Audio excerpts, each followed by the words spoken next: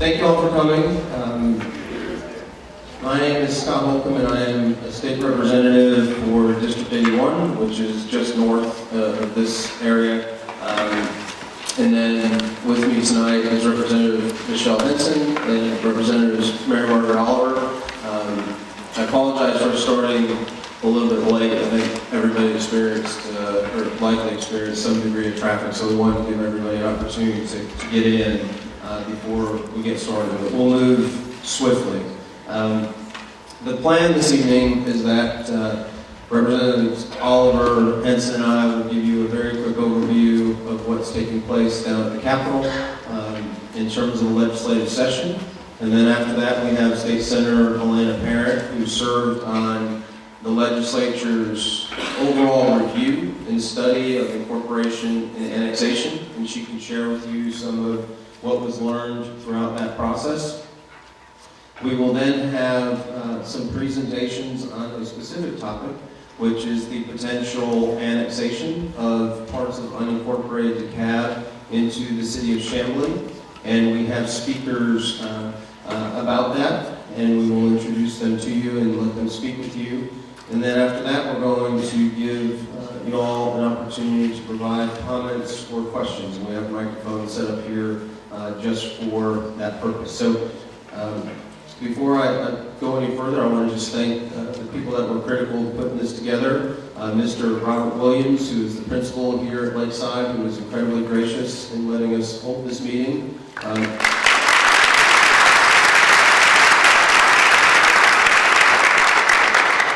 Mr. Trenton Arnold, the regional superintendent. Thank you so much.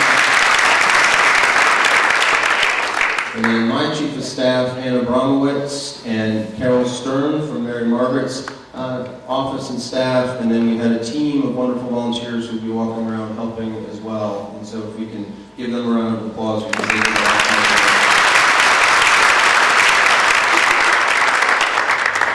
The very quick legislative summary that I would like to provide for you all will be to cover the specific issues that I'm working on this session, and there are a few. I have one bill which may come to the floor of the House next week. It's called House Bill 827, and it is to address the issue of untested rape kits in our state. Some of you may be aware of this, but there has been a real problem across the country and here in Georgia where rape kits have just been sitting on shelves. And there was a story about an incident in Atlanta where there were approximately 1,500 that were sitting on the shelves of a hospital and nothing happened. So I've worked very hard with law enforcement, victims' rights advocates, and care providers, and we've come up with a system to ensure that that doesn't happen again. And there will be a timely processing of kits going forward, so we will not have a backlog where they just sit on shelves and people who are victimized and harmed don't get justice. So that measure, I'm very hopeful it will pass, and it really should pass. Some of you all may have heard that I also have authored legislation to provide for a referendum concerning the DeKalb's form of government. I've certainly heard from the people that I represent, as well as others around the county, that they are interested in having a conversation about moving away from the CEO model towards a different form of government. Probably all of you are aware.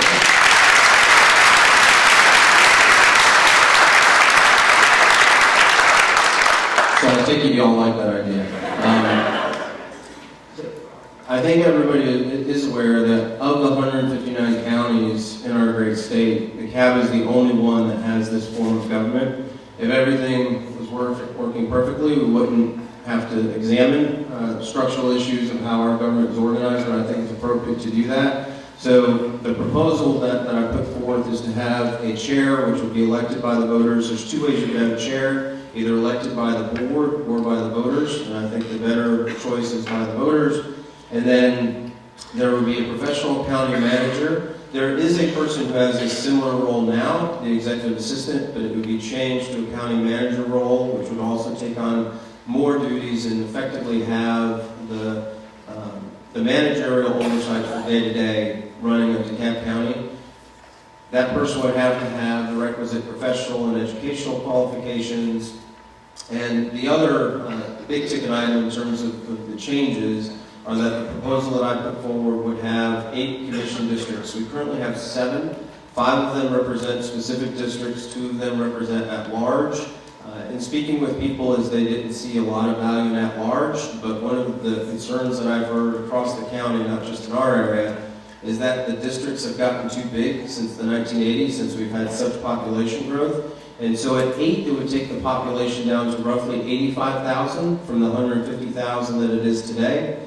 And the other guiding principle that I asked in terms of drawing the maps was, to the extent that it could be done, was to have the commission districts drawn in a way that shares the incorporated and unincorporated parts. Because if you're a commissioner and you represent all unincorporated DeKalb, you're the first line person. And you have a lot more work to do than somebody who represents all incorporated areas, because those areas have city council members and mayors who can do a number of various services. And so that's the general proposal. I view this as a conversation, not something that should be top heavy, but something that should really have the support of the community. And we're working very hard to move that forward. We're going to have town halls next week in South DeKalb and also at the Capitol and other outreach. And of course tonight is part of that effort as well. And to keep it brief, I'll just stop there. There are other things that I'm working on too, but those are the real big items.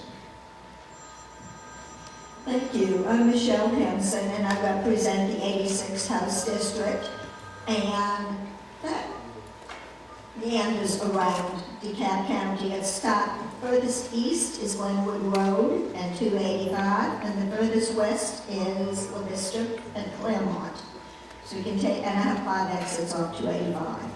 I want to say thank you for turning out. I know this is a very important, the issues are very important to all of you that we're going to be discussing. I wish I could say we're doing fabulous things down at the legislature. I really don't think we are at all this year. In fact, I'm really quite dismayed with the bills that are coming through. I think the big plus is probably the budget. We've got about $23.7 billion budget. And the House, we already passed our supplemental budget. And tomorrow, I believe that we're going to be voting on what we call the big budget, which would kick into effect this July and go to next July. We'll pass it. It'll go to the Senate. They'll pass their own version. They'll come back to us, we'll reject it, then it goes to conference committee. It's what used to be, or still is, the Green Door Committee, 3 from each body. One of the good bills that we did pass was with regard to our military families. And that's part of the Democrat package of a promise kept. And it's to help our military. And for folks that transition in and out of state or come in for a while and have spouses that are licensed in other states, it would facilitate them being able to get licenses here to work in the state of Georgia. And I think that's very, very positive. A bill that I'm working on that affects DeKalb, this came about when we abolished Recorder's Court. And as you know, traffic went over to state court and code enforcement issues went over to magistrate court, which is under the state court system. I hear I'm between 2 lawyers, and I know they're going to explain it much better than me. But in the old, before they used to be able to do what we call tack and serve, put a big notice on if you were in violation. They stopped being able to do that. So what we're doing is we've got a piece of general legislation to address it, and we've got a local bill to also address it. So we're trying to get back to where we could do an attack and serve, be able to put something in the door, not have to track the person to another country, possibly Hawaii, which isn't another country, and be able to serve them that way by mailing and all. So we hope that that will pass. Things I'd really like to see happen would be Medicaid expansion so that we could provide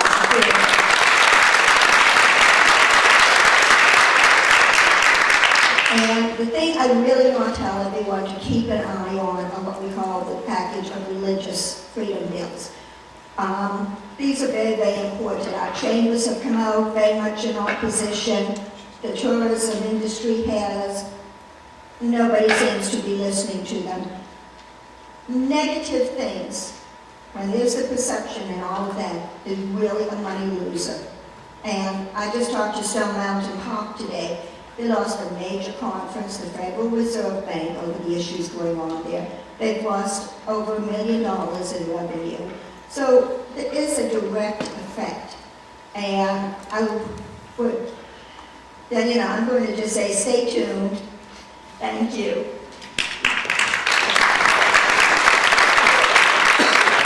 Good evening, and thank you very much for your interest. I want to introduce the 3 additional volunteer members of my staff, all of whom are residents of the 82nd House District. Ramon Silverman, raise your hand. And Christian Russell is a graduate of Lakeside High School, raise your hand. And Chelsea Drury, who has come to Henson, Georgia to work on her master's in health and ethics at the Emory University. Thank you all for your help tonight. In many ways, we solicit your input. I have Facebook and Twitter, and I have a newsletter, and I ask people how they vote on issues in my newsletter. So I'm going to, for the first time, and I may do it again, ask you to please sign up. Go to marymargaretoliver.org and sign up for the newsletter. I put the CEO form of government question on my newsletter right before the session, and 91.3% of you voted for a new form of government in DeKalb County.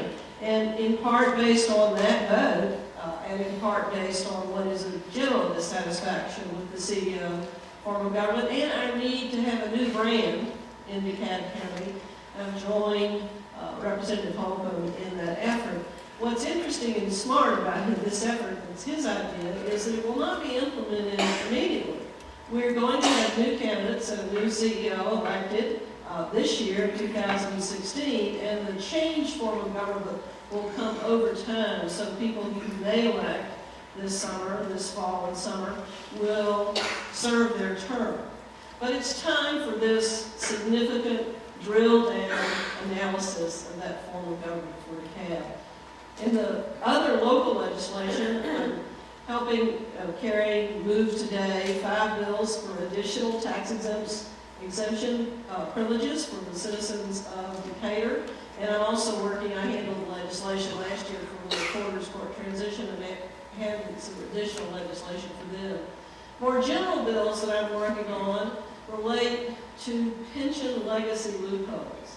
And we're going to hear more about that in the time to come. As new cities are created, or as major annexations are adopted by cities, there are fair questions being asked and debated by lawyers who charge $700 an hour about who is obligated for the pension obligations for the existing county employees. There's a lot of analysis there that's an actuarial analysis, but I think there is agreement, and I've been working closely with the Georgia Municipal Association and the Association of County Commission.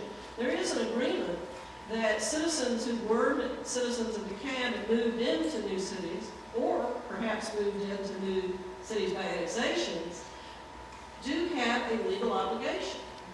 The test is, how much is their obligation? How long do they have to pay it off? And what's a fair actuarial analysis of that? I serve on judiciary appropriations and juvenile justice, and I'm working on other bills, most significantly related to child welfare and foster care issues. On the budget subcommittee, which we have finished our supplemental budget, we were able this year, the first year where we're ticking up a little bit on new revenues, additional money for Meals on Wheels. We have 4,000 people on a waiting list for Meals on Wheels. We have 8,000 people on a waiting list for waivers for developmentally disabled placements. We have 1,500 people in an expensive nursing home that could be served more cheaply in the community. In each of those areas, in order to reduce costs, in order to keep people in their homes, we are appropriating some new monies. But we will have additional folks coming into these need categories. Our civil rights settlement with the Justice Department on services and mental health are all relevant to the budget issue. I'm here tonight to listen to you. I'm hopeful that we can get some good information on what looks like another difficult and a little bit contentious issue on how we choose to be governed and by whom.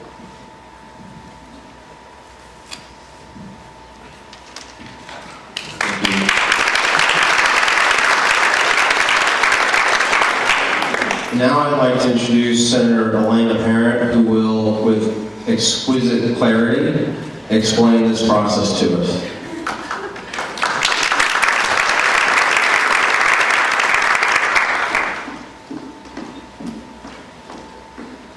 Thank you so much, Scott. Good evening, everyone. I am happy to join my colleagues up here. I wish that there was ever exquisite clarity in most that we do. Unfortunately, I can't necessarily say that that's often the case, and in fact, almost never is, right? But I did have the honor this past fall of chairing a Senate study committee on annexation, de-annexation, and municipal incorporation. The report, you can find it yourself if you Google that, Georgia Senate Committee, Study Committee on annexation, de-annexation, and municipal incorporation.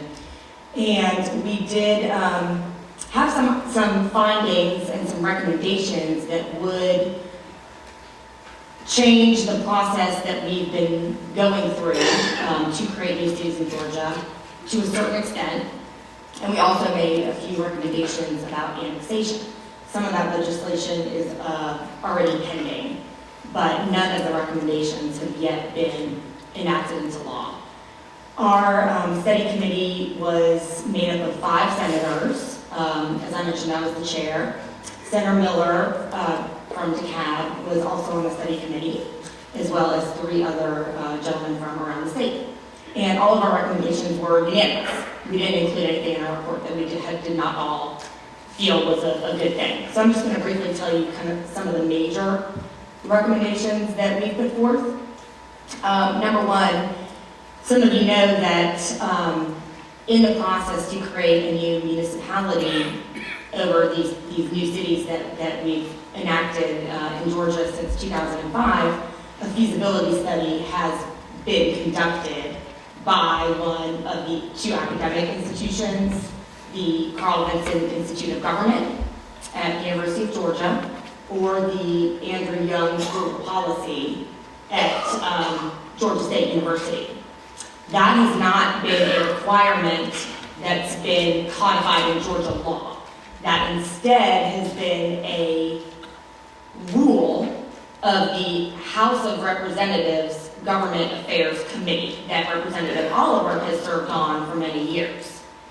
So when something is simply a committee rule and it's not in Georgia code, it may be followed, but it may not.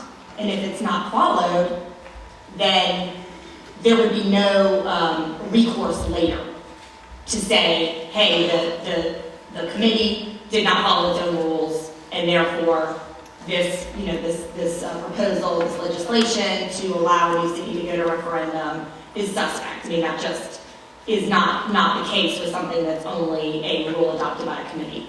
So we recommended that, number 1, we codify that a feasibility study should be conducted.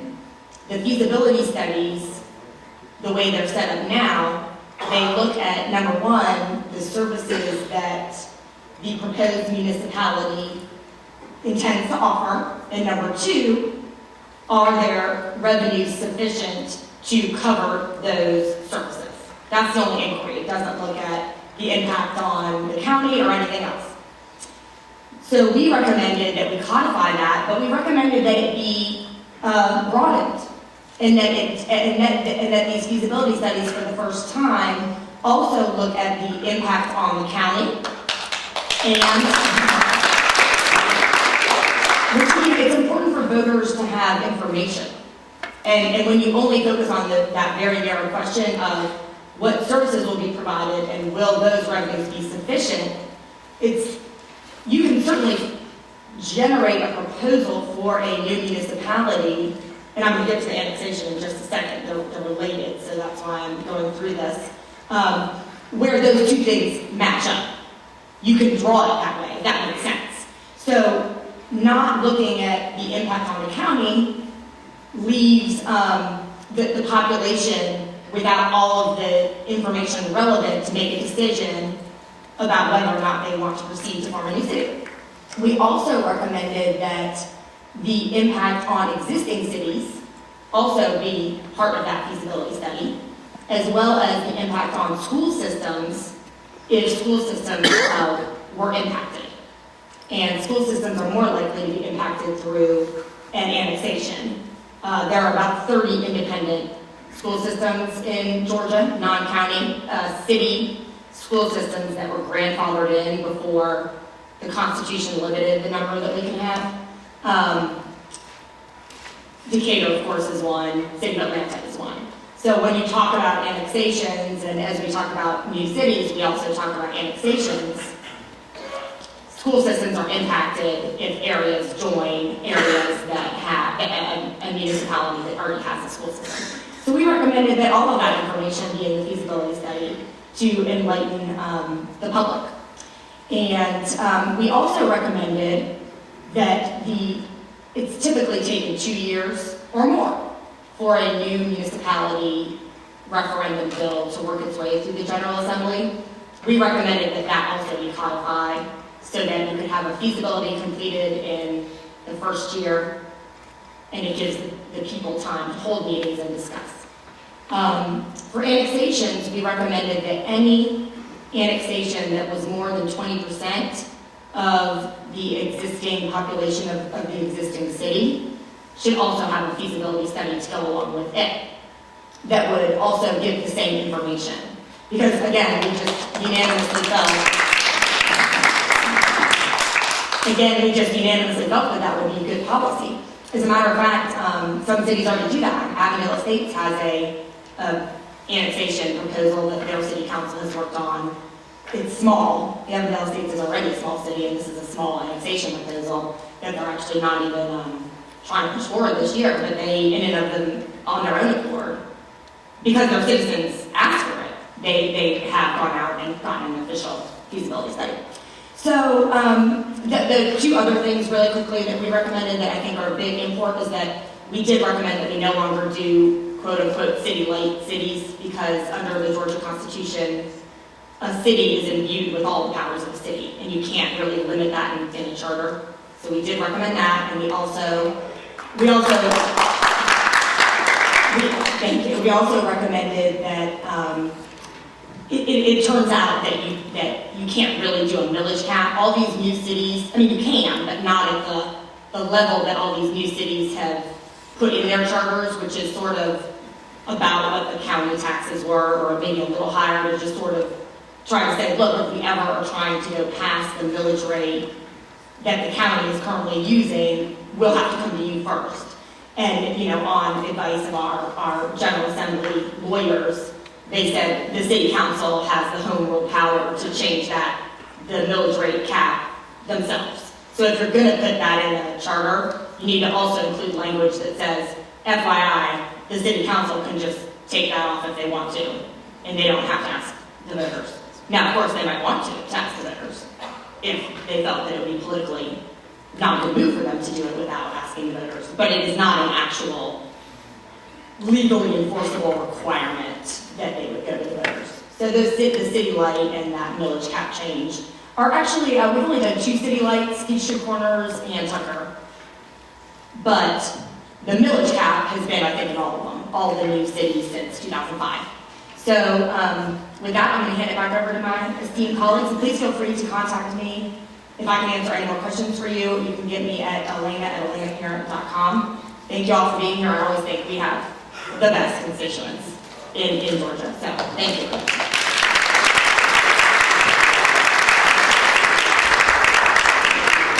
I want to follow up just very briefly. We also had a House study committee on new cities and annexations, and Elena and I talked a lot and tried to work across the rotunda on those issues. We were less ambitious, but I think what's fair to say is that the General Assembly is now faced with significant issues about process and financial viability. Those issues are known. There's disputes about legal interpretations of those matters, but all the things that we'll talk about tonight are very important in terms of the decisions that you're going to make, we're going to make together on how do you wish to be governed, who you wish to govern.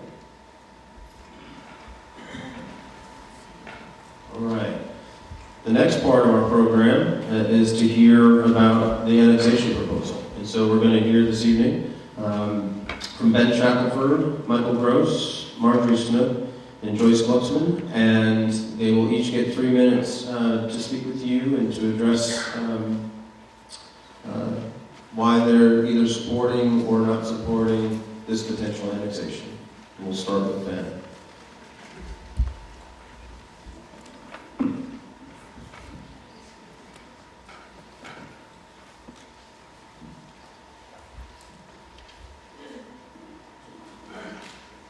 So, yeah, my name is Ben Shackelford, and I'm the spokesperson for Citizens of Cityhood. And I'm here tonight to talk about the idea of annexation into Chamblee. First question is why? Why annex into Chamblee? Why consider that? Why discuss it? In my view, and the view of many of us, I think, DeKalb County is not providing the services that we need in an efficient and expedient manner. We could stand to have more police. I think our roads are in disrepair. Some economic development would be fantastic, and some planning would be a great idea. Some of these things seem to be occurring in DeKalb. Plans don't seem to be followed. It's just not very responsive right now. I've been very impressed by what's going on in Chamblee, and I'll get into that in more detail later in my 3 minutes. But it's important for us to look around and see what opportunities exist at this time. This gets to the question of why now. The area that was proposed for the city of Augusta Hills, which obviously did not work, has a lot of commercial properties on its boundaries. And one of the perils of not acting, not considering cityhood and having a discussion, albeit rushed, about the issue, is those commercial properties could easily be absorbed by current or future cities, which would leave this a residential pocket without any real opportunity, not something that people would want to take in an annexation, and certainly no viability to become a city in the future. So it's important, and it's not ideal timing, I agree, but it's important to go ahead and start thinking about these things now. Why the map? The map is essentially those areas that voted most in favor of cityhood.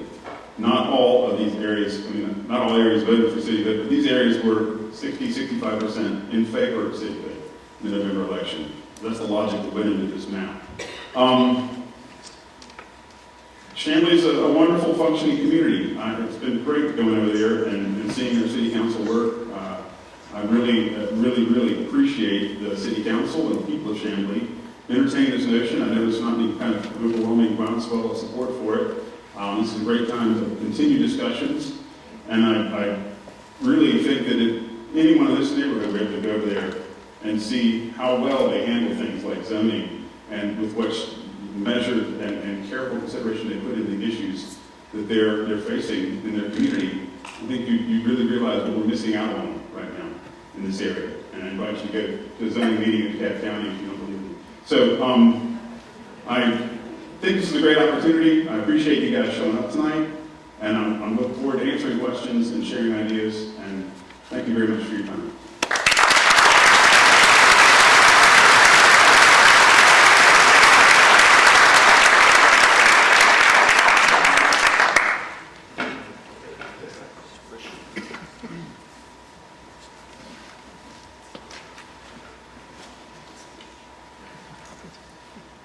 Good evening. My name is Michael Gross. My husband Brian and I live in Blair Forest on Shallowford Road in the proposed annexation area. I'm a lifelong resident of DeKalb. I went to Briarcliff High School and I manage 9 apartment communities in or near Chamblee, Dorville, and Brookhaven. My father served as president of the Home Builders Association of Atlanta in the 70s and is a national director. A neighborhood watch chair board member of North Briarcliff Civic Association, which covers 1,125 homes directly adjacent to this school. However, I'm speaking personally tonight as a representative of my neighbors and colleagues who live nearby and voted overwhelmingly for cityhood last year. Most folks I've talked to who voted no said this week that they would have voted for annexation because their concerns mostly centered around the costs associated with setting up a new city. We agree that the possibility of annexation to Chamblee with the blessing of a fully functioning and respected in-town municipality is a wonderful Plan B option, and that is before Tucker annexes North Lake Mall, Embry Hills, and Presidential Park as a natural progression, with Brookhaven taking Executive Park as the precedent. I work in a stagnant and declining Presidential Park, in the blighted shadow of the round former hotel at Spaghetti Junction, and work weekly to attempt attention throughout our area from code enforcement, roads and drainage, planning, without much success. Promises are just not kept. No one, seriously, almost no one, takes ownership of issues. Even DeKalb Clean and Beautiful, when approached for assistance on projects, is ineffective. The usual response from the county when following up on work orders and reasons they can't perform: no trucks, no budget approved. We don't clean the streets or curbs anymore. We have one spray truck for the whole county, and it's broken. Or an inspector needs to inspect, and on and on and on. And these are the services that we pay for, and we can't get the work done. We also see what the nearby cities are doing each day in service for their citizens and taxpayers, and we want the same for our community. Prior to becoming an unincorporated island, we are desperate for attention from a county who will surely all but abandon us, and few, if any, updated systems in place to take care of our ongoing needs. We simply sense a sense of belonging, an established city center that is progressing as is Chamblee's, a more accountable and closer planning and zoning department, cleaner streets and curbs, some actual economic development activity, an accountable and engaged local representative who actually lives in the area, a responsive code enforcement department with follow-up systems in place, and I stress systems in place, and a parks department that does what they say. And also, we'll gain a police department that's closer and potentially offer better coverage. The time is now. We respectfully ask that you allow us to vote on the annexation issue, to partner with them, and we appreciate you. Thank you for hosting.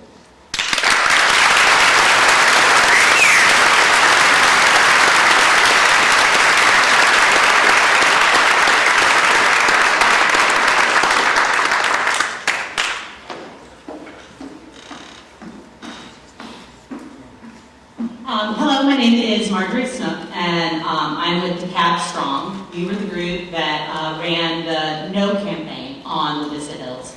And I was asked to just speak tonight to get another side of this. We are opposed to this proposal for many of the same reasons that we opposed the Melissa Hills proposal. That it was done too quickly and did not take sufficient time to get input from the community. I am not anti-Chamblee. I was the Chamblee Bulldog from 1992 to 1994. Don't do that now. So Chamblee's a great city, and it's my hometown. But I don't think that this kind of radical doubling the size, more than doubling the size of the city with so little notice and with no independent feasibility analysis is a very bad idea. After I graduated from my illustrious career as a high school mascot, I went to Quaker school, and many of you might not know that about Quakers, that we don't vote on things, which means the faculty meetings at the school took 4 hours. But one of the reasons, and I learned while I was there, that it can be so good to not rush to a vote. Because people say, we can just vote, we can say yes or no. But when you very quickly come up with a proposal and say everybody just has to say yes or no, what you get is half of the population really upset about the results. Whereas if you take the time to do things right and to talk and to get input from the community, you can often come up with an option C, something that is better than either yes or no, and something that doesn't leave half of the residents of an area very unhappy with what happened. And I think what we need to do,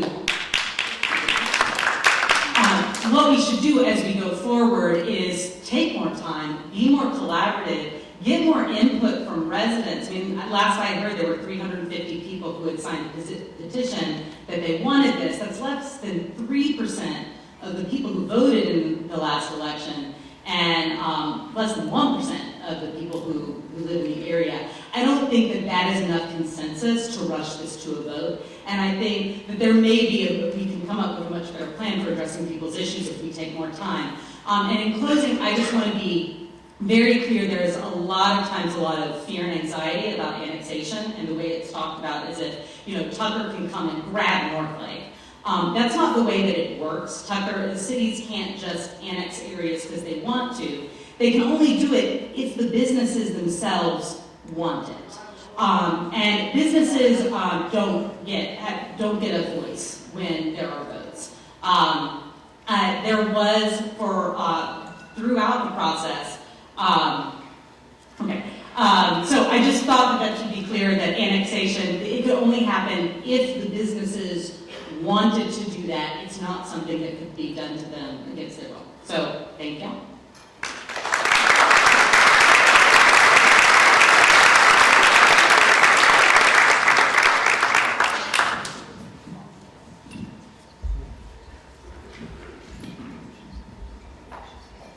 Thank you. If Ms. Parent's study committee is enacted into law, I'd be very happy. I moved to unincorporated DeKalb after 12 years of owning a house in a city. Unincorporated DeKalb has met my needs from zoning and planning, and those who say it doesn't may have had different experiences. But I gutted and rebuilt a house without any major problems in permitting. I also, along with my neighbors, with hard work, were very successful in having a residential infill overlay district placed in our area so that we could control the growth. That's part of the plan, the proposed annexation area. As Marjorie said, this whole thing has been rushed through. That it talks about, Tucker's going to annex Northlake Mall, BRookhaven's going to. But we have not seen or heard one thing from those cities saying they were going to do it. You just heard that Tucker was a city light. I doubt that a city that doesn't have a police force that really incorporated as a reaction to the proposed La Vista Hills is going to go out and grab or annex commercial property. Annexation will add a layer of government. There's no way around it. It will increase taxes. There'll be duplicate services.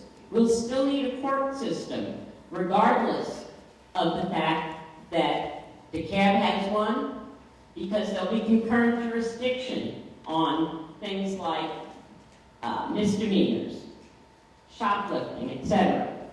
There'll still be county and state roads that go through Chamblee. So the fact that they're going to handle the roads isn't going to release us.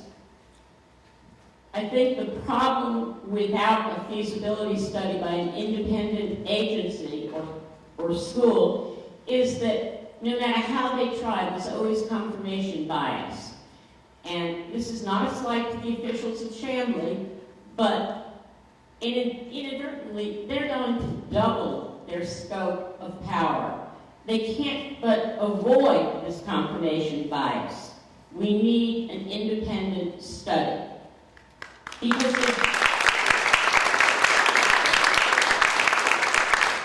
the size of this annexation will effectively make Chamblee a different city, a new city. Those who wish to be annexed say they have no representation on the commission. Yet, every time I have called my commissioner, I have gotten a swift response and a very favorable one. I don't know whether the other people who have had different problems have tried anything more. I highly encourage the additional commissioners so that we do have more representation. I thank you for your time and for all your work. Thank you.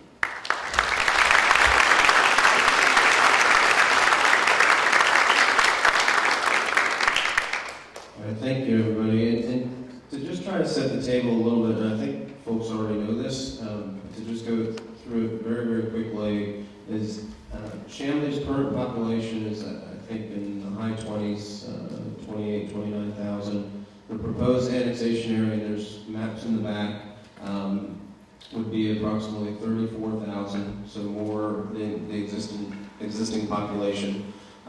The city of Chamblee has said that they will not have an independent feasibility study, but they believe that they can do the analysis themselves, and they're working on it and expect to have it published sometime soon.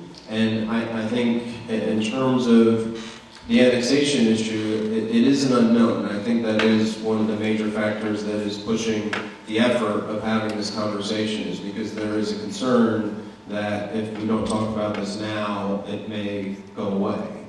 And I do have a perspective that some of the adjoining cities likely will be looking at further annexation. So this conversation isn't going away, and it's appropriate that we're here tonight to cover it. So what we'd like to do now is ordinarily we do the cards, which are a far more efficient way of handling questions, because if we get multiple questions that are the same, we can just ask it once.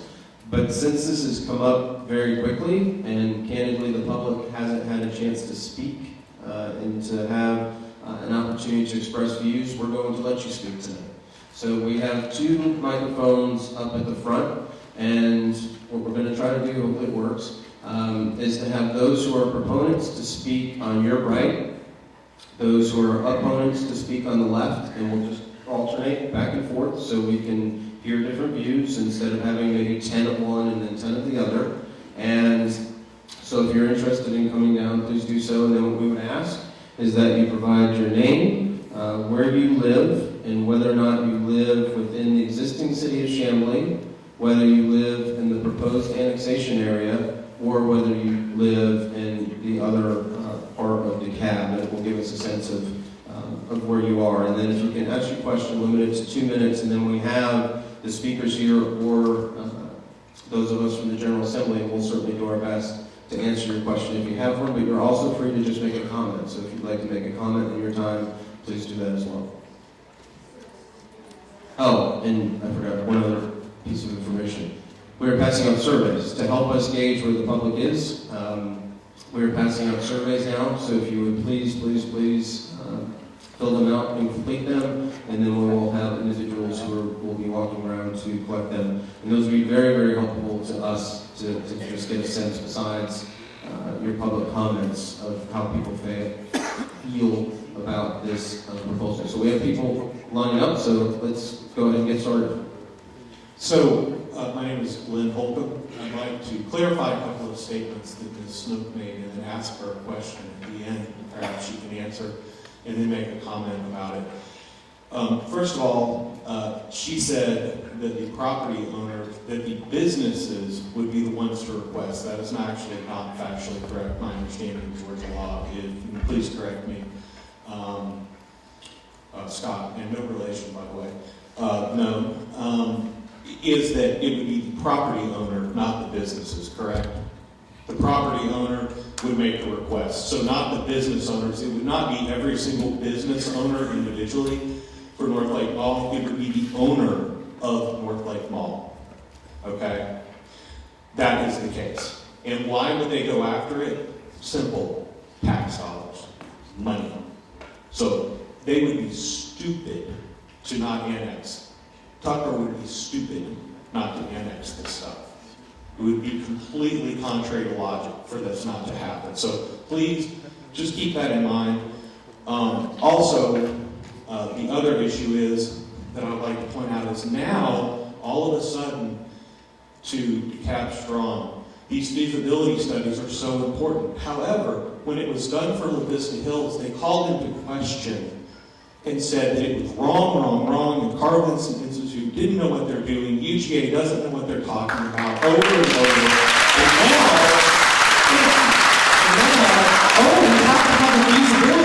We have to have a feasibility study. Look, I went to UGA, I graduated from there. That is one of the Carl Vinson Institute is one of the most respected government institutes in the southeastern United States, if not the country. And you guys call it into question. So all that's going to happen if we have a feasibility study is they're going to call it into question again. Okay? Now, last question for her. Do you live in this footprint?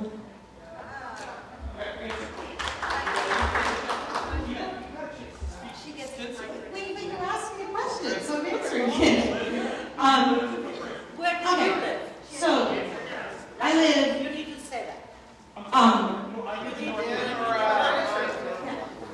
I live in the Briar Lake community. My kids go to Briar Lake Elementary School, but the Briar Lake community is one that is split down the middle by this annexation line, so I'm on the other side of the line. And no, I'm not, but there are many people in the Briar Lake community who are unhappy about being split down the middle. So I'm in an area that is affected. And as far as the feasibility study, it's an interesting thesis that to say, because there was a study that was done once by an institution that you say is wonderful, and they made an error, because there was an error with the millage rate in the study, that we should then not do data analysis anymore, because once somebody made a mistake, so now let's not do analysis at all. I think rigorous data analysis is always really important. There are flaws and mistakes in data analysis. I think whenever something is done, other people should pour through it and look through it and study it, and I think that's completely acceptable to do. And to say that because once a mistake may have been made, we now just should not do any at all, that doesn't really make much sense to me. Dr. Barry Noble, Circlewood Road, Echo Lake. I want you to know the people who drew this map have got very much common sense. It goes the southern border through my backyard. It splits our lake community right in two. It crosses the dam that is owned by DeKalb County, so all the floodplain, the DeKalb County plain. Is Chamblee going to take all the liability and everything? And I think that the person who drew those lines doesn't realize if they take the dam, they also have to have the access to maintain the dam. Did anybody think about that? I think they just drew a bunch of lines, and we, as the Echo Lake community, have been here a long time and have done everything to beautify our community. And if you split us in half, it will be a great disservice. Please resolve your own. My name is Kelly McManaman. I live in Embry Hills subdivision since 1992, Chamblee 30341. I was involved with the Vista Hills movement. I was very disappointed that we were not able to pass our referendum. But I want to assure you that the reason that I wanted cityhood is the same reasons that I would like to be annexed into Chamblee, all the very same reasons. And I assure you, despite whatever you can read on DeKalb Strong, there is nothing nefarious. There is nobody who's trying to take over Chamblee, trying to invade Chamblee. That's just ridiculous. I'm kind of curious how neighborhoods can really be split and how it can't break apart your friendships, your communities because of a boundary. Mayor Clarkson has explained that there have been 2 previous annexations recently into Chamblee. One of them was done very hurriedly, and both of those annexations have benefited the people of Chamblee. And all we're asking for is to be and have responsible government. We already know that Tucker has ideas about taking over North Lake. It was on their original map. It came inside 285. And I don't know why anyone would think that the Tucker North Lake CID does not have designs on taking more property. I don't really have a question.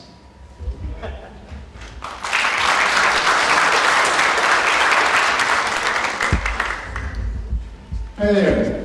My name is Marvin Peck, and I live in the North Crest subdivision, and I am in the area that is proposed to be annexed. I have 3 questions. Who is on the board, the actual members, that is driving this thing, besides Mary Kay and Ben Shackelford?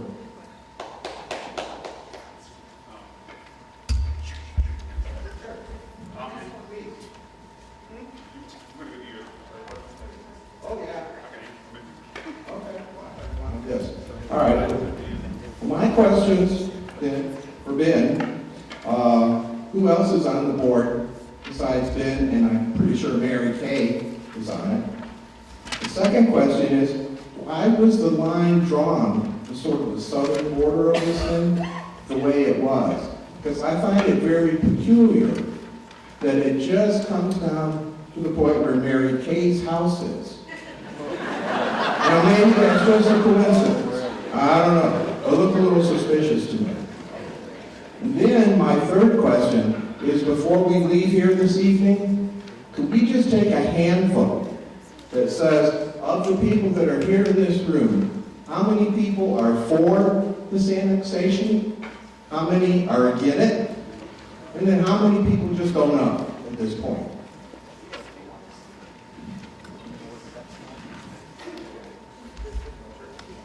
Yeah, so the board right now is myself, Kelly McNamara, and Sarah West, Nick West, and Michael Gross. And then, I'm gonna send you an email. I mean, I'll Kelly McNamara,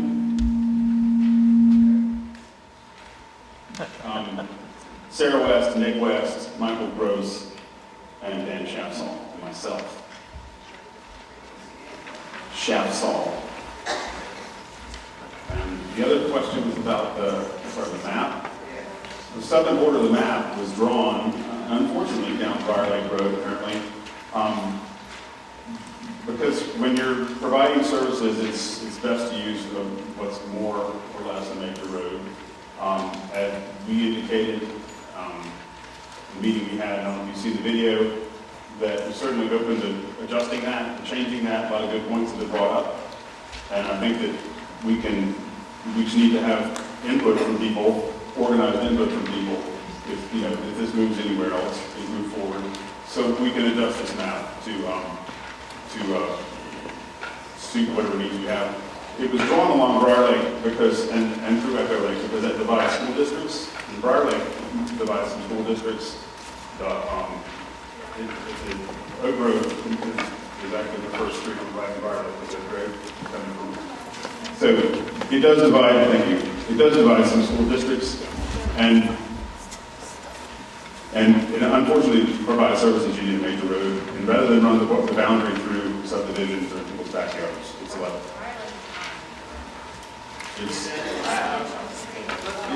Well, okay, I live on Briar Cliff, okay? I'm sorry. Hi, my name is Jeff Phillips. I live on Foxford Drive between the two Northwest neighborhoods. I'm not an aspiring politician, a board member. I'm just a resident. I'm just a Joe Schmo, a pretty black and white guy. It seems like we've lost, the reason why we're here is 90% of the people or more is because of the services. If the cab furnished the services properly, I wouldn't be here. I would be at home with my wife.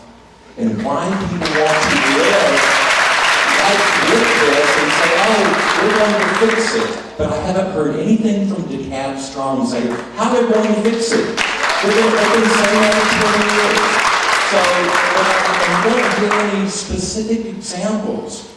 So let me give you some of just my family, my household, and see if you've had the same thing.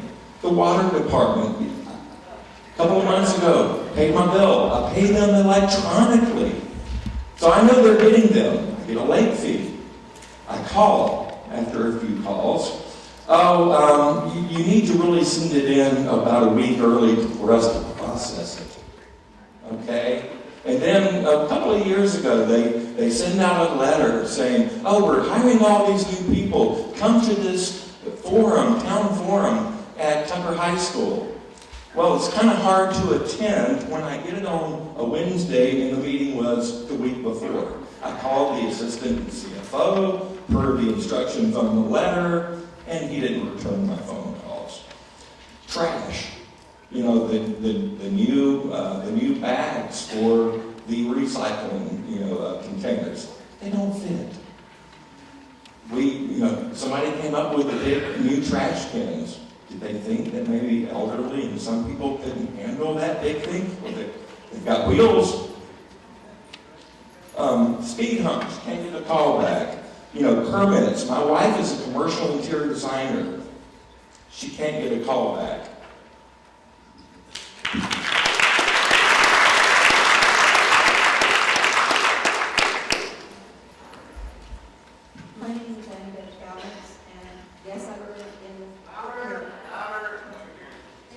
I live in the footprint, and no, we did not hear anything about this until about 2 days ago. And so, again, we're surprised. We don't understand how it happens quite so suddenly, that all of a sudden things seem to be in place. It does not feel comfortable at all. I'm in full agreement with take some time and do the proper groundwork and understanding of all of the elements. I love the Quaker in that analogy. It sounds wonderful. But in any case, if we do like formal feasibility analysis, I want all the new elements of the feasibility that y'all have been talking about, because it is wider than just this little tiny piece. We need to consider all of the aspects to all of the community before we take any actions. Tom, I live on Margaret Drive, which is almost the middle of the area there. What I would say is look to the existing city of Chamblee. They've got a very vibrant downtown. That didn't happen by osmosis. So they apparently have a very reliable and effective government in place. The other thing too is that Chamblee has already undergone 2 annexations that I know of, and to my knowledge, both of those have gone very smoothly. There's an article, the neighbor, I think it was, this week on one of the parks, Dresden Park. So all that is coming into play. So if it's going smoothly, they have a plan in place, everything is working well. And what I would like is opportunity to vote. Not yes, no, just an opportunity to vote, not somebody tell me what I can and can't do.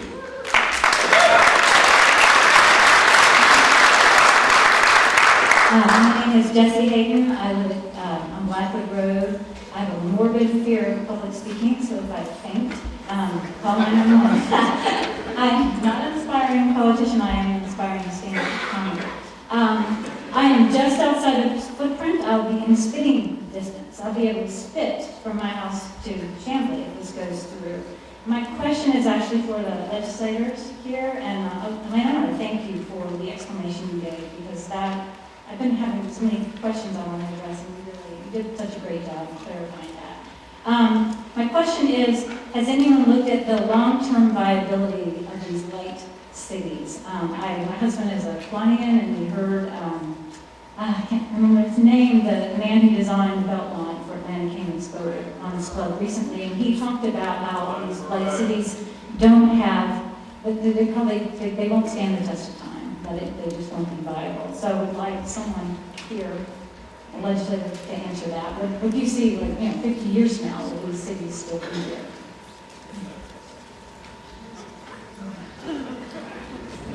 I'm pretty sure I won't be here in 50 years. But you raised a good point about what is the long-term planning that's going on. We're trying to make some long-term transportation plans, just as an example, based on what is, now we have 7 million people in our metropolitan area. We're now the 8th largest state in the United States of America. So planning the future, we have to consider that we are going to be, for a while, one of the fastest growing states in the United States of America. We do not have a 50-year plan, though, I think it's fair to say. We talk in those terms a little bit about water, we talk about in terms a little bit about transportation. But the explosion, I'll use that term, of new cities in Fulton County and DeKalb County, I don't believe was anticipated, and I don't believe there is a 25 or 50-year plan. I have said, I predicted more of it, and predicted perhaps new cities, and this prediction I think that I still may think is true because of what's happening in the rest of the state. What's the viability? If you're willing to share opinion, do you think that they'll be here? I just don't see it economically. They don't seem viable. The cities in DeKalb are doing well. The question was financial viability. Just viability. The question, right now, the cities in DeKalb are better off financially in general than the county, for the most part, not totally. Can you predict that into the future? I'm a little bit hesitant to make that prediction. I think this is, though, a statewide issue. We're thinking 50 years. I believe cityhood and annexations are becoming hotter and hotter in other cities and parts of the state. Real quick, I'm always sensitive to time. It's 8:13, and so I think if you're not in line, we probably will not be able to get to you. And so we'll just continue to move and get through everybody who stood up to have their voices heard.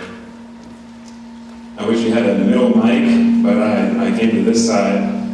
Thanks for having me. I'm Andrew Morris. I live in Fleetwood Hills, which is a neighborhood north of 85, which is unincorporated currently. It's not in the Chamblee map or in any other city.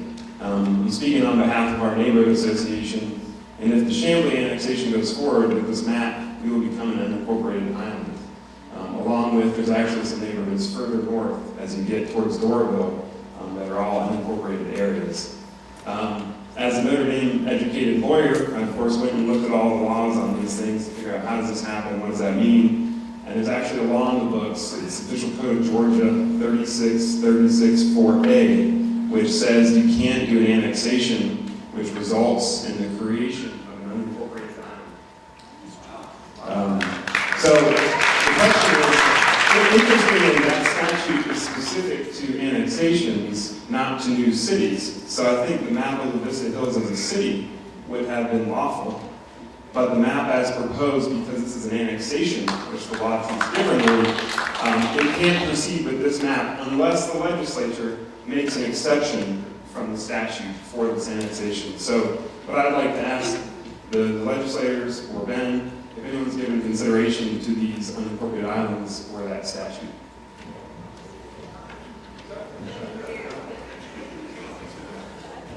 Yeah, so we've had discussions, I haven't, I should say, that the mayor of Chamblee has had discussions with the mayor of Doraville about that, and I don't know where those discussions are now. We're aware of the issue, and it certainly could be a showstopper.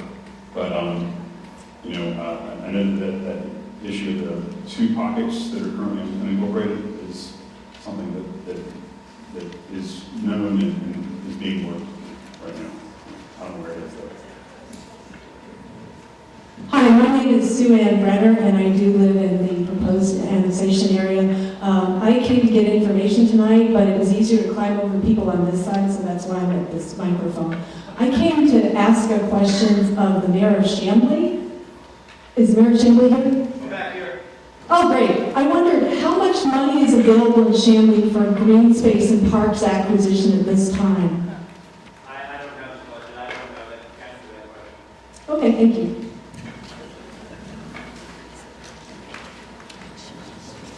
Hi, my name is Sarah West. I live on Nancy Lane. It is in the proposed map area. And I wanted to take a minute and just wanted to make sure everyone got a chance to see the video from the November 8th meeting with the Chamblee City Council. I thought, for me personally, when I first heard, well, and I'm not trying to be negative, but I've lived in this area a long time, and when I first heard we're going to talk about annexing into Chamblee, I was like, well, I don't really feel like I'm part of Chamblee. But after watching the Chamblee City Council meeting and seeing all of the really exciting things that they're doing and all the way that they're trying to grow in a logical and methodical fashion, which with this rushed situation, it kind of seems like it's not the case. But the good thing is, all we need right now is to decide if we're going to vote on it. And we have 8 months to decide whether or not you feel like you want to vote yes or if you want to vote no. So we have plenty of time to actually make an informed decision. And also, I feel really confident about the fact that the Council of Chamblee, they are actually the ones that pay their current bills in the city of Chamblee, that actually handle the services that are going to be doing the services in our area if we get annexed. And they actually know what the costs are associated per household, and they're actually able to look at it instead of looking at it from an institute of what could be viable, they actually know what the real numbers are. And I just think that that's a really strong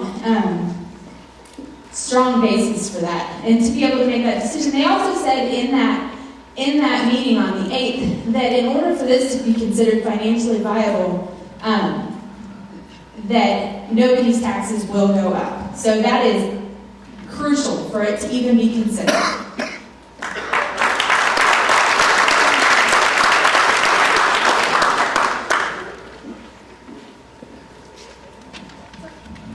Hi, I'm Janelle Green. I'm the president of the Linmore Woods Civic Association. Linmore Woods is located outside of this map. We are just inside 285. Our boundaries are 78, 285, Lawrence Highway, and Montreal Road.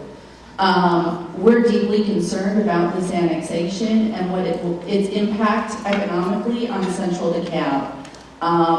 The Tucker legislation really messed us up.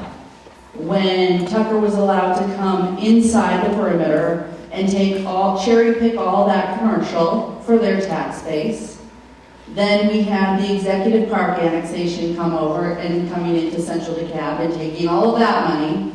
And now we have this potentially taking away the entire economic engine of what is left of the North Lake, unincorporated North Lake area. That leaves large swaths of Central DeKalb that is almost exclusively residential. I have Clarkston trying to eventually, they have their eyes on coming all the way to 78. I've got Tucker over on this corner, and all this commercial is going to be gone. What's going to happen to Linmore Woods, the entire Laurel Ridge area, the entire Oak Grove, Sagamore, those communities that are left behind? We want the same things that those of you who are looking for this annexation want. I agree with every single concern that you have and everything that you want. But if we're going to do the feasibility of a new city or an annexation, let's look at the feasibility of unincorporated DeKalb County. Because at some point, unincorporated DeKalb County will become unfeasible. So please help us with those issues.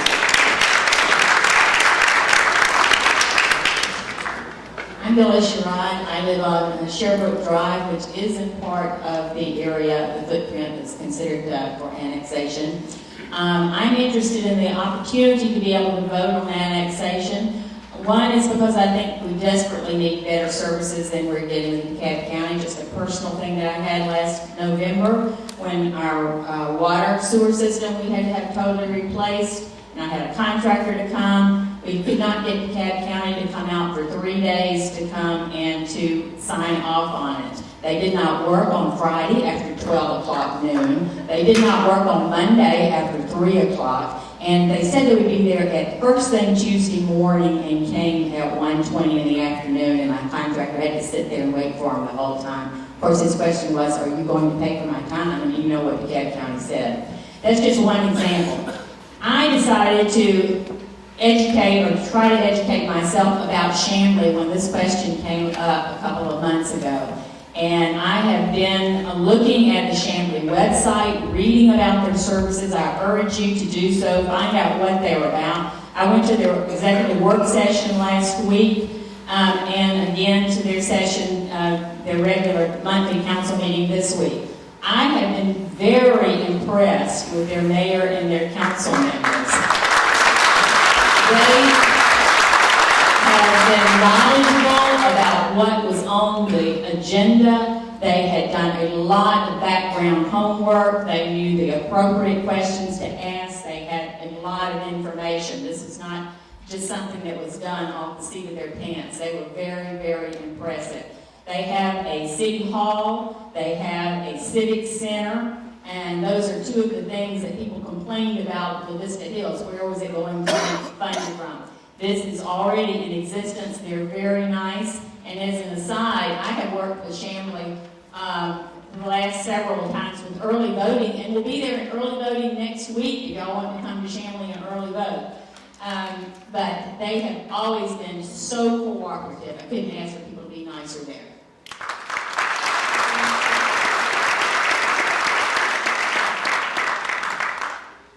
I've been reminded to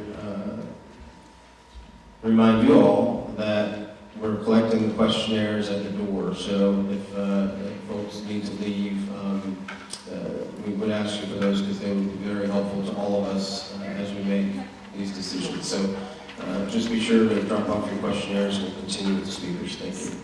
Somebody over here needs a question. We have people that. My name is Cindy Williams, and I live in Sherbrooke Forest. I am part of the area that's being proposed to be annexed. I like Chamblee. I think it's a great little town. But if we're going to be annexed, the population is going to be annexed, we just heard, is more than twice the size of what existing Chamblee is today. If you think our taxes aren't going up, Chamblee cannot handle taking this much more property with the existing staff that they have.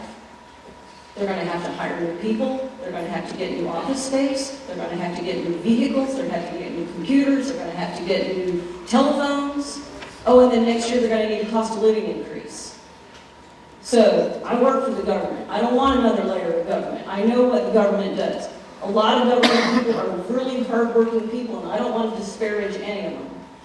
But until you can resolve these issues and figure out how this is going to be done in a feasible way where we're not going to lose our butts, if the energy in this room were directed at trying to solve the problems, everybody agrees that DeKalb is way messed up.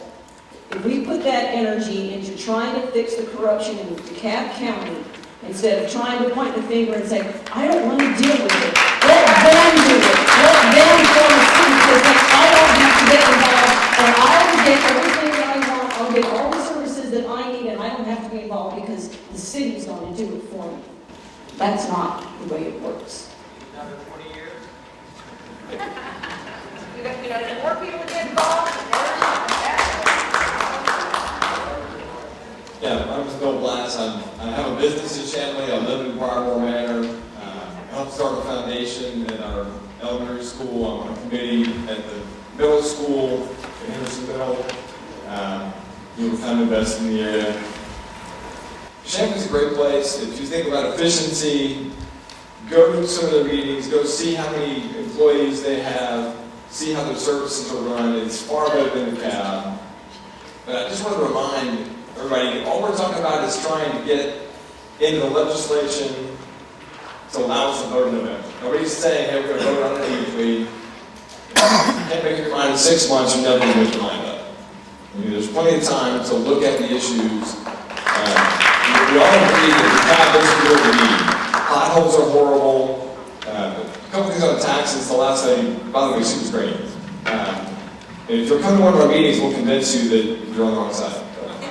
And I'm not on any kind of board. I read some stuff. I went to a meeting. I liked what I saw. The council meeting that they were talking about the video of is quite good.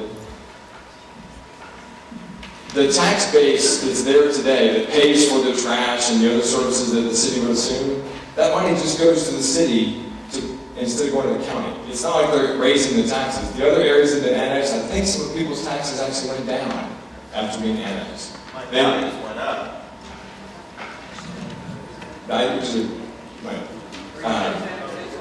So, I mean, we're talking about looking at the issue over the next months. We need to get something into the legislature before they quit, because they don't work all year. They only work in the spring. We have to get something on the books before that.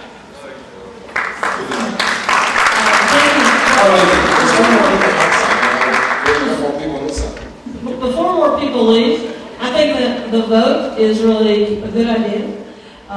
So I'm going to ask before more people leave, how many of you want to be annexed into Chamblee, and how many of you want to stay in DeKalb? Are y'all ready to vote? Ready. Please raise your hand. Undecided. You can do it undecided if you want to. How many people would like to have the opportunity to vote to be annexed into the city of Chamblee? How many of you do not wish this legislation to go forward this year? How many people are undecided? Not only the people within, how about the people in Chamblee who won't get a vote? The The survey will be helpful, has that specificity in it. I will tell you that my guesstimate was very slight in favor, but almost as equally against, and then probably 20% who were undecided, 15% undecided. Is that a good guesstimate? The survey will tell us. Thank you. I'm John Earl, and I live in the Sherwood subdivision. Oh, okay, that's fine. These types of things always strike me. I see government trying to grow itself. You got one thing that they're after, and that's your money, period. And we've already got an answer from the state legislator who said that math's going to happen, whether you like it or not, get used to it. We said it right here tonight.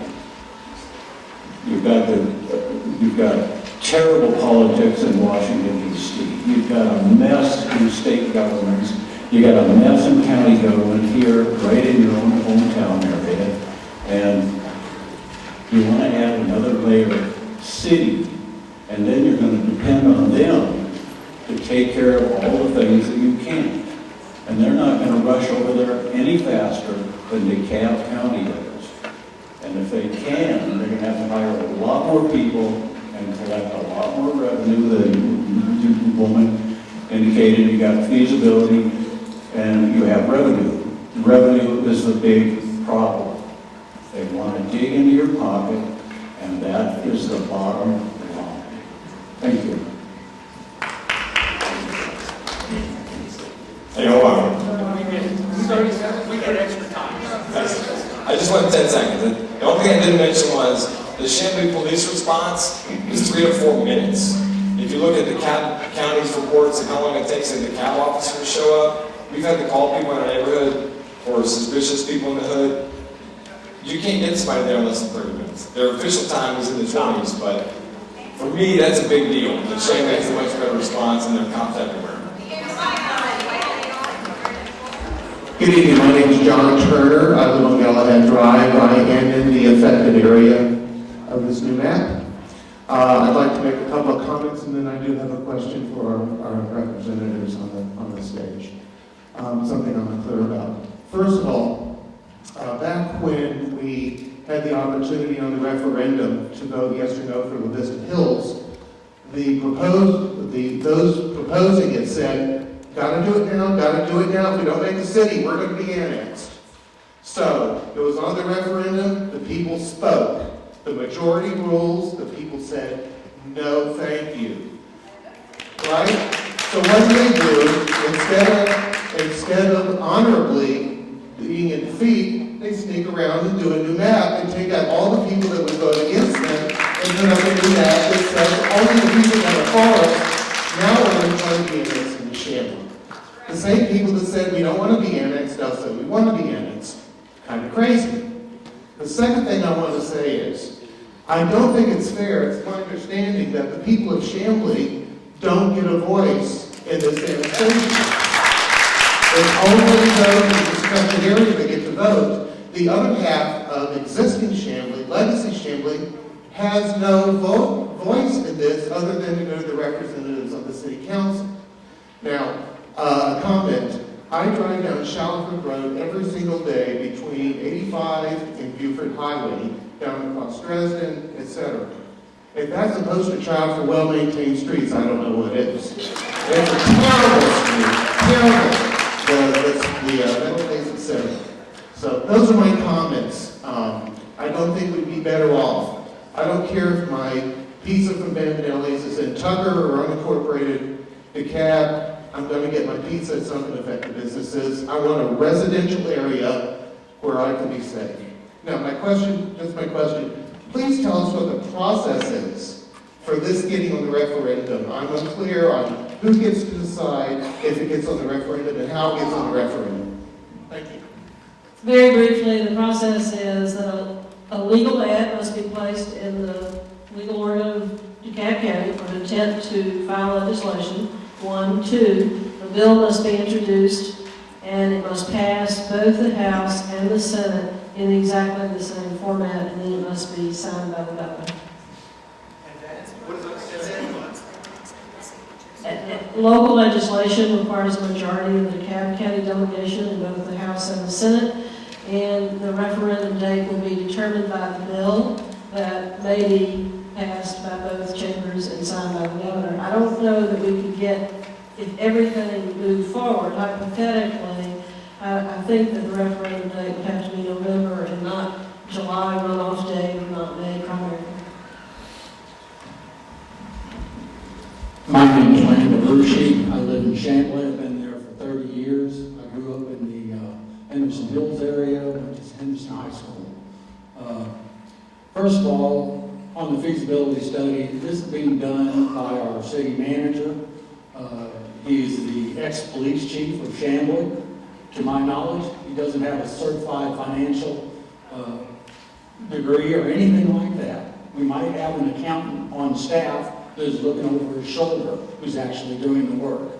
This, you know, every one of you that wanted the Carl Vincent place to do it, that's nobody.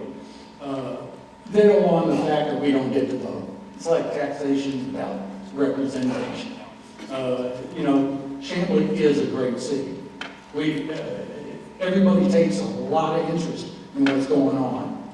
However, Ms. Woodward getting with our mayor back in November and then dropping this on the city and us just finding out about this, why didn't they start it sooner? We could have all been more involved. We might have stopped the crap that's going on.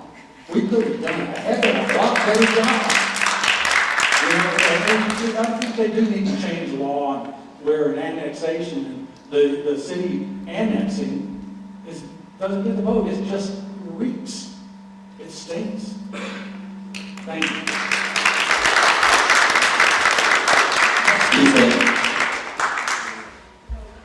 There's an open slot over here, so I'm going to come back because I rambled too much before. As I said,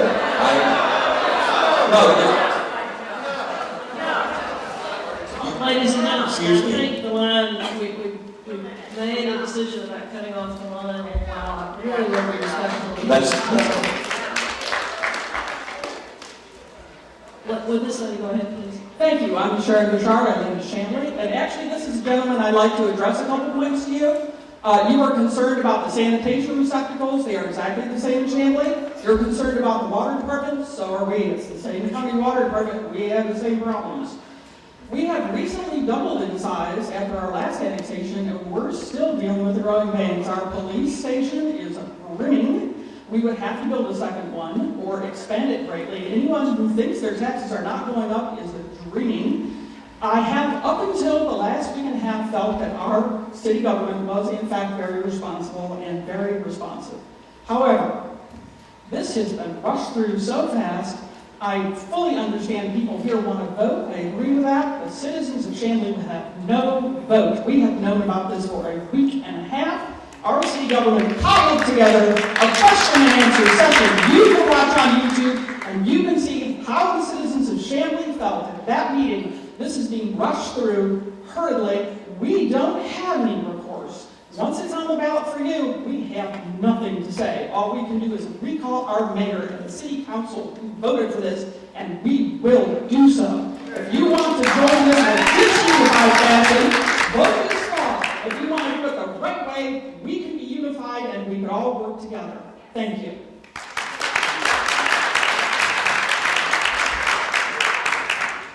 Hi, I'm Eric. I live in the Chamblee Hills community, which was recently annexed into Chamblee a few years ago. And, annexation, we've been talking about how Chamblee government is doing well. Well, annexation is really hard. When we double Chamblee, after we've already just about doubled Chamblee in the last few years, that's a huge struggle. And there's no saying what kind of quality is going to come out of that. Now, the other thing we've been talking about is voting. Let's have a vote. All right, but I can't vote. Why can't I vote? And what about the other people who have come up here who live in areas which would be unincorporated who also don't get a vote? Why are we rushing to a vote for some people, right? Everybody should get a vote if we're going to have a vote. That's it. Thank you. We have, really quickly, Mayor Clarkson from Chamblee was able to join us. He had a prior meeting, a conflict, but he came over as soon as it was done. That was scheduled way in advance. And so I'd like to introduce Mayor Clarkson and also City Council Member Brian Mock from Chamblee as well. Great, thank you. And thank you, Scott, and representatives, senators, for being here today. I appreciate all of you coming out. It looks like we've got quite a few less people than when I walked in here. Like Scott said, I had a prior engagement over at the City of Chamblee working on a rail trail study that we're doing over there. But I just wanted to stand up and say, I've been going to meetings like this since the talk of Dunwoody started, probably back in 2005, somewhere around that area. It's always a controversial issue. It's always an emotional issue. And the one takeaway or the giveaway, or I would hope folks took away from that, is I've lived in the city of Chamblee for 18 years. I've always enjoyed the municipal services that we've received, and I've always been okay with the level of taxation that we've had with the level of services that we receive. I think that we could reduce our millage rate some, and we have those discussions all the time, but I can tell you that our council is always very receptive in talking with the community and finding out what are those services that we expect to get and what do we expect to pay for those. So I'll say this, I wish you all, those of you that live in the unincorporated area, the best in what it is that you get in your community. I agree, we all need to step up and do more, as the young lady said, do more to work with the county, work with our state representatives, work with your city elected officials, for those of you that are fortunate enough to live in a city. It's hard for me to say that living in a city is not better because I choose to live in a city.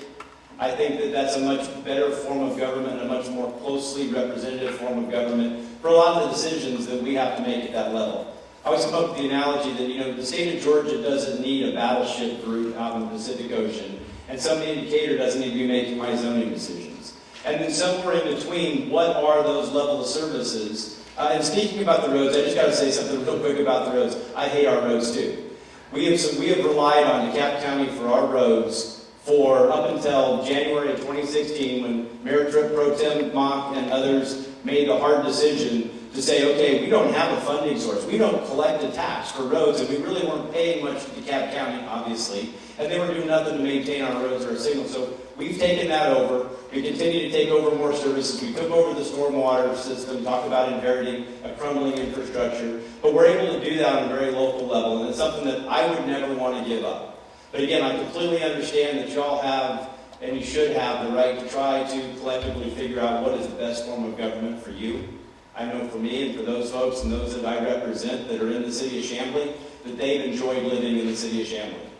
So, and I would say that we've been through a couple other annexations prior to this. Chamblee has grown from being about 9,000 residents to about 28,000 residents. And never once in one of those annexations was it somebody in our city, myself, or a council member or staff, went out and said, we're going to annex that area.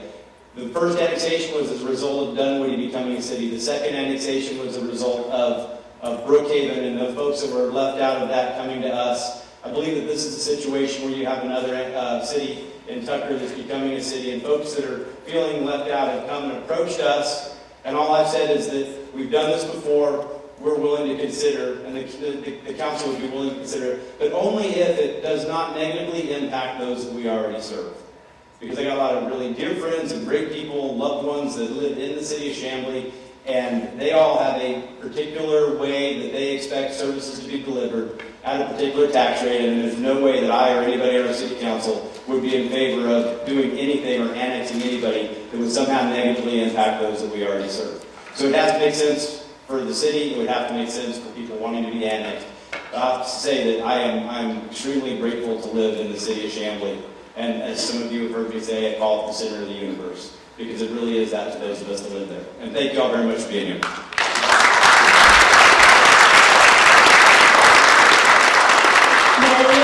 Thank you very much, and would you be able to stick around for a few minutes if people have specific questions to ask you? Sure, yes. Thank you. That will help tremendously, because I know some folks do. I want to thank everyone who came out tonight. This has been wonderful to hear, get your input, to hear how you feel about things. Don't forget to turn in your questionnaires. They're really important to us. And drive safe, and thank you very much.